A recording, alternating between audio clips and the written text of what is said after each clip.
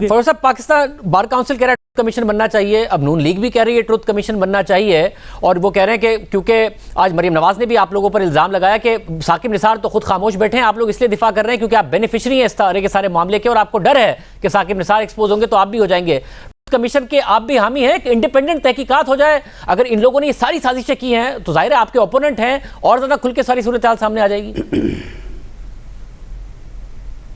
नहीं, देखिए बात यह है कि जब तो ट्रुथ कमीशन की बारी आती है, बात होती है, जब आप इदारों की बात करते हैं, ये इदारों का अमल दखल इनको सिलेक्टिवली क्यों याद आ जाता है? ये इदारों का अमल दखल इनको उस वक्त क्यों नहीं याद था जब ये जनरल जलानी की चूसनी लेके इक़्तिदार में आ रहे थे? ये इदारों का अमल दखल इनको उस वक्त क्यों नहीं याद आ रहा था जब इन्होंने इलेक्टेड हुकूमतों को जो है वो गिराने के लिए साजिशें किया करते थे? ये किसी से ढकी छुपी हैं क्या? इनको ये उस वक्त का एक किरदार क्यों नहीं याद आ रहा कि जब एक 8 साल बाद हुदैबिया पेपर मिल केस को टेक्निकल ग्राउंड्स के ऊपर जो है वो बंद कर दिया जाता है? क्या जस्टिस कयूम को जो है वो हम भूल जाएं? क्या रफ़ीक तारड़ को जो है वो हम भूल जाएं? जस्टिस रमदे को जो है वो हम भूल जाएं? ये वो क्या इदारों के किरदार जो है वो वहाँ पर मौजूद नहीं थे? मसला बुनियादी तौर के ऊपर यह है कि अपने केस को ये 3.25 साल से 3 साल 3 महीने हो गए हैं अपनी सज़ाओं के ख़िलाफ़ जो अपीलें दायर की हुई हैं उनको मेरिट के ऊपर ये आगे नहीं चलने दे रहे। इनके 16 बार इल्तवाएँ ले चुकी हैं, आज भी इनके वकील ने इल्तवा ली ताकि केस को डिले किया जाए, इस किस्म के कमिश्नों के पीछे जो छुपा जाए और इल्तवाएँ लेकर उससे पीछे हटा जाए। आप इसको ब्रॉड कर दें। आज तक कोई सबूत नहीं आया उन 4 फ्लैट्स का। मगर आप इसको ब्रॉड कर दें कि जी कमीशन होगा सबूत नहीं आया जिसमें जनरल जलानी से लेकर और सैफुर रहमान से लेकर सारे के सारे मामलात होंगे। आप स्कोप और बड़ा कर दें कि जो नून लीग जिस तरीके से इदारों के पीछे होती थी और बड़ा कर दें, मगर कमीशन के लिए हामी तो बने, तहकीकात के लिए तो फरूख साहब हामी बने ताकि तहकीकात हो। आप क्या कह रहे हैं राना साहब?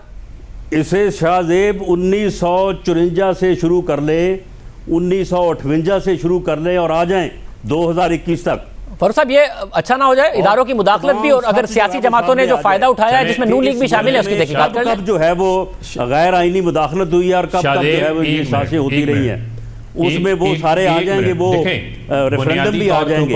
ये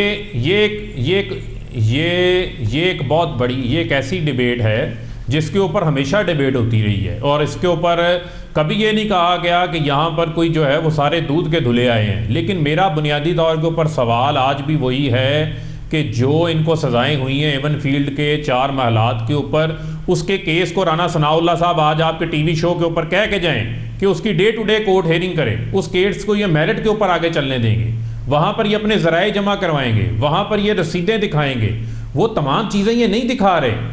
मेरा तो बुनियादी सवाल ये कहते हैं हमें करप्शन पे सजाएं नहीं हुई, अनएक्सप्लेन्ड वेल्थ क्या होती है, एसेट बियॉन्ड मीन्स क्या होते हैं, आपने कबूल किया अल्हम्दुलिल्लाह ये असासे हमारे हैं, ये बेनिफिशियल ऑनर मरियम सफदर है जिनकी लंदन में क्या पाकिस्तान में कोई प्रॉपर्टी नहीं थी। लेकिन आप जब जवाब देने आते हैं तो आप कहते हैं हजूर ये हैं वो ज़राए जिनसे लंदन के फ्लैट खरीदे गए, बाद में कतरी खातर रद्दी का टोकरी बन जाता है, जाली ट्रस्ट डीड आ जाती है, अब आप कभी हलफनामे ले आते हैं, कभी ऑडियो टेपे ले आते हैं। आज वज़ीर आज़म ने भी ये बात की है, वज़ीर आज़म ने भी कहा कि मेरिट पर से शुरू हुआ है, मेरिट पर केस लड़े तो आपको केस खत्म करें, मसला ही कोई नहीं था। आप मेरिट और जो जब सजा को सस्पेंड किया था इस्लामाबाद हाई कोर्ट ने जस्टिस अतर मिनल्लाह ने, तो उसमें मरीम नवाज साहिबा की, और जब वो सजा को सस्पेंड करते हुए केस के मेरिट पर बड़े सवालात उठाए थे, तो मेरिट पर आप क्यों आगे नहीं बढ़ रहे हैं केस के लिए और इस एविडेंस को उसी में शामिल कर लें? शाहजेब, जब वज़ीर आज़म ये कहता है कि मेरिट के ऊपर केस लड़े तो उसे उस जज का जो है वो बयान उसकी नज़र से नहीं गुजरा जिसने सज़ा देने के बाद कहा कि उसने सज़ा जो है वो क्यों दी है।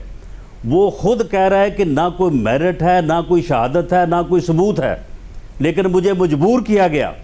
और उससे भी जो है वो इस ऑडियो टेप की जो है वो गवाही मिलती है, शौकत सिद्दीकी के बयान से भी जो है वो उसकी गवाही मिलती है, राना शमीम के एफिडेविट से भी इस बात की जो है वो गवाही मिलती है।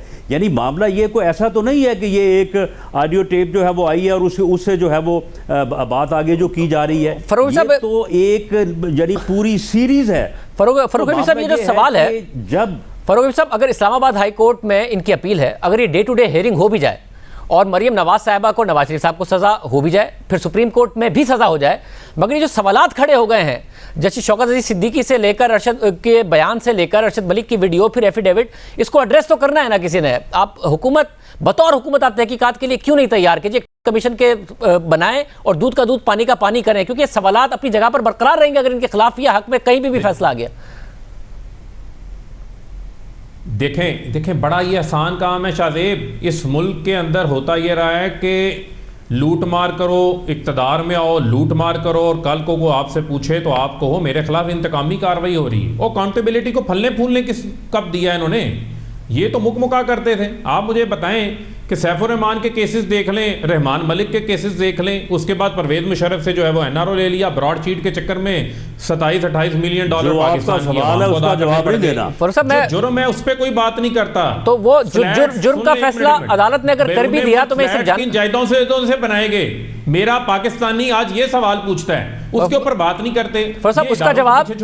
उसका जवाब अदालत अगर ले लेती है उनसे, करने शुरू कर देते हैं, तो इन सवालात का जवाब कैसे मिलेगा? इसके लिए आप बतौर हुकूमत नहीं है बिल्कुल भी तहकीकात के लिए तैयार के इन इल्जामात की ट्रांसपेरेंट तहकीकात और कमीशन? एक मिनट देखें शादेब एक मिनट सुन लें। अगर तो किसी हाजिर सर्विस जज के ऊपर मामला आता है, किसी हाजिर सर्विस जज के ऊपर मामला आता है, तो पाकिस्तान के आइन और कानून में फोरम मौजूद है, सुप्रीम जुडिशल काउंसिल का फोरम मौजूद है। जो जस्टिस शौकत सिद्दीकी वाली ये बात करते हैं, वो मामला ऑलरेडी जो है वो सुप्रीम जुडिशल काउंसिल के अंदर जो है वो जा चुका है।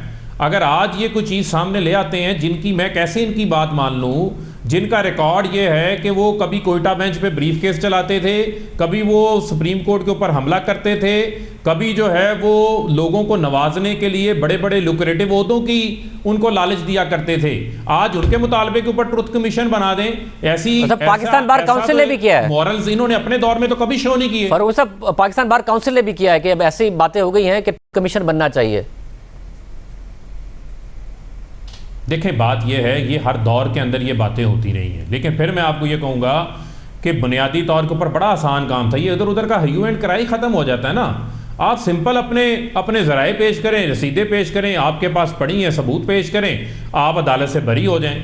आप एक एब्सकॉन्डर बन के सजा याफ्ता नवाज शरीफ मुल्क से बाहर बैठे हुए हैं, बच्चों समेत, भतीजों समेत। यहाँ पर मरियम सफदर जो है वो आए रोज़ अदालतों पर हमले करती हैं, कभी अफवाज पाकिस्तान के जो जिम्मेदारान हैं उनके नाम लेते हैं। ये ऐसे मामलात नहीं चल सकते। ये चाहते हैं कि जमहूरियत वही है जो इनको सूट करती है, इदारे वही है जो इनको सूट करते हैं। इससे पहले जो इनकी बेल्स हुई हैं, मैंने एक और इशू पे भी बात करनी है, और राना साहब आपका सारी लीडरशिप जो है वो अदालतों से जमानतों पे बाहर नहीं आई। मैं राना साहब आपका एक और इशू पे भी बात करनी है, और मैं ये जो डे टू डे, यानी शाहजेब बात सवाल आपका कुछ है, ये पता नहीं किस तरफ जो है वो चले जा रहे हैं और उन बातों को जो है वो सामने ला रहे हैं। मामला ये जो डे टू डे हेयरिंग की बात कर रहे हैं, वो भाई जब इस्लामाबाद हाई कोर्ट ने आपसे पूछा कि भी लाओ क्या सबूत हैं जो आप मरियम नवाज शरीफ के ऊपर आपकी एलिगेशंस हैं, आपके पास सबूत ही कोई नहीं है।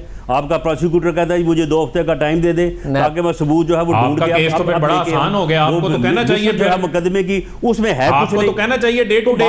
ये केस जो है ये तो फ्रॉड है, दवाएं आप ले रहे हैं, ये तो आपने जो है ये एक फ्रॉड किया है मिलके नैब के साथ, और नैब चेयरमैन की जो वीडियो बना के उसको ब्लैकमेल करके ये केसेस आपने जो है वो बनवाए हैं। इन केसेस की क्या बात है? मामला तो ये है कि इस मुल्क में एक जमहूरी हुकूमत के खिलाफ साजिश करके जो है वो उसको जो है वो टॉपल किया गया, उसके बाद जो है वो इलेक्शन रिग किया गया। उसके जो किरदार हैं जिन्होंने इस ओबाश नाहल नालायक टोले को इस मुल्क के ऊपर मुसल्लत किया, जिसने बेड़ा गर्क कर दिया, मुझे राना साहब ये जो इतनी बड़ी साजिश हुई है, बात तो इसकी है कि ट्रुथ कमीशन बनाया जाए और इन किरदारों को जो है वो सामने लाया जाए।